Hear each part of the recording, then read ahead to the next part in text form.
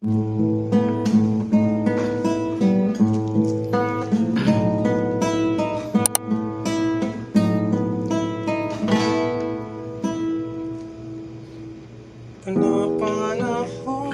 ng pagkakataon, may babalik bang kahapon?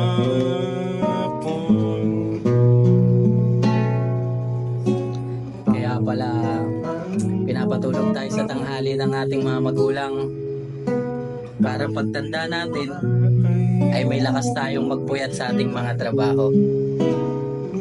At kaya pala gusto ng mga magulang natin na sabay-sabay tayong kumain sa hapunan.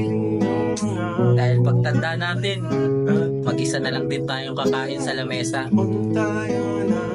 Naalala ko pa nga nung bata pa kami. Pupunta kami sa bukid, umuuli ng mga palaka, at magbabato-batuan ng mga putik, at uuwing madumi, at makikita ng mga magulang, at sabay may dalang pamalo. Naalala ko pa nga, papasok kami sa eskwelahan, tapos uuwi kami ng tanghali, para lang pumunta sa punong mangga nila Tata Bosyo, at mamumulot kami ng mga bakmanggang mga nalaglag. Tapos hanapin kami ng magulang namin,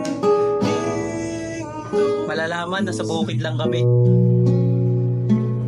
Naalala ko pa nga yung mga panahong gustong gusto namin magbanlaw ng mga pinaglabahan dahil makakaligo kami sa sapa.